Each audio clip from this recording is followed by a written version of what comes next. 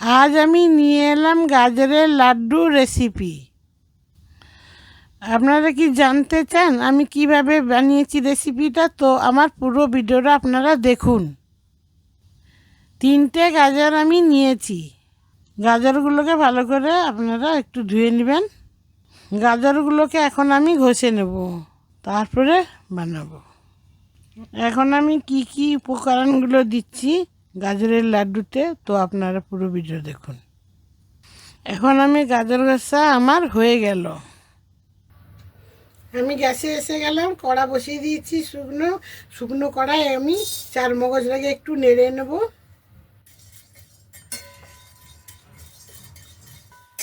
দেখেন ভাজা হয়ে গেছে, ফুটছে কেমন ভাবে।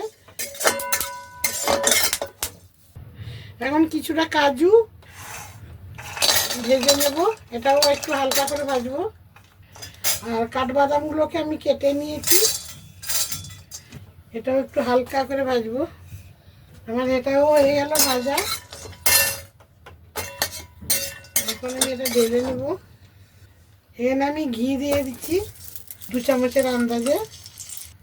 যে গাজরগুলো আমি ঘষে নিয়েছি ওগুলোকে আমি দিয়ে দেবো। আমি এখানে কিন্তু দুধটা কম দেবো, পাউডার দুধ দিয়ে বানাবো। খালি ঘিয়ে ভালো করে ভেজে নেব।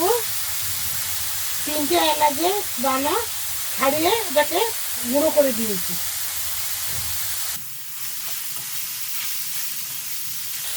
এখন আমি এখানে 1 কাপ দুধ দিয়ে দেবো। এই যে 1 কাপ আমি দুধ দিয়ে দেবো।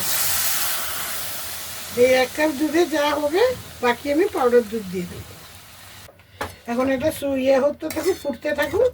এটা রসটা মরার পরে, দুধটা মরার পরে আমি এটাই সব কিছু দেবো। ততক্ষণ আমি বাদামটা দরদরা পিষে আনছি। এখন আমি এখানে চিনি দিয়ে দেবো। এখানে আমি নিয়েছি 200 গ্রাম চিনি। আমার লাগবে না 200 গ্রামের, একটু কম লাগলো। মিষ্টি একবার বাড়িতে বানিয়ে দেখবেন, কমেন্ট বক্সে জানাবেন এই মিষ্টি বানাবার পরে কেমন লাগলো। মিষ্টিটা খেতেও ভালো লাগবে, বাড়িতে একবার বানাবেন। আমি এটা আগেও বানিয়েছি কিন্তু আমি ডালিনি, তো এবারে আমি আপনাদেরকে দেখাচ্ছি।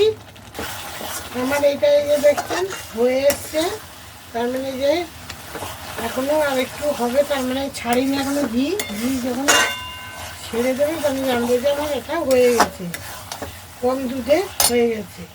এখন আমি এখানে পাউডার দুধ দিলাম 50 গ্রাম মতন।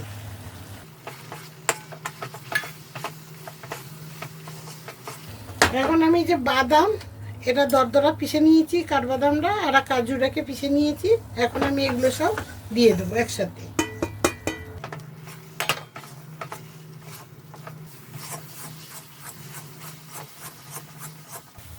এখানে আমি একটু চারমগজটা ভেজে রেখেছিলাম, এখন ওটা দিয়ে দেবো।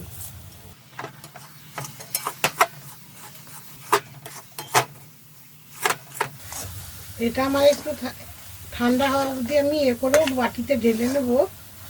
তো আমি পরে আমি আপনাদেরকে দেখাবো, ঠান্ডা হলে একটু বানাবো। তো আমি এটা প্লেটে ঢেলে নিচ্ছি। এখন আমার এটা ঠান্ডা হয়ে গেছে। এখন আমি আরেকটু চারমগজ উপর থেকে দিয়ে দেবো। এটাও ভেজে নিয়েছি। এটাকে আমি ভালো করে মিশিয়ে নেব। এই যে দেখেন শক্ত হয়ে গেছে। এখন আমি এটা একটু হাতে হাত হয়ে নেবো, ঘি লাগিয়ে নেবো হাতে। এই যে দেখেছেন গাজরের লাড্ডু। চিনিটা ভালো করে পাক দিলে তো গাজরের লাড্ডু বানাতে কোনো হয় না। একবারই হাত হয়ে নিলে সবগুলো বানানো হয়ে যাবে। এই দেখেন বন্ধুরা কত সুন্দরভাবে লাড্ডু হচ্ছে গাজরের। দেখেছেন বন্ধুরা গাজরের লাড্ডু কিভাবে হলো? তো আপনারা এমনি বাড়িতে একবার বানিয়ে নেবেন, বানিয়ে খেয়ে দেখবেন কত ভালো লাগবে খেতে। তো আমার ভিডিওটা যদি আপনাদেরকে ভালো লেগে থাকে তো লাইক করবেন, শেয়ার করবেন, কমেন্ট করবেন আর আমার পাশে থাকবেন।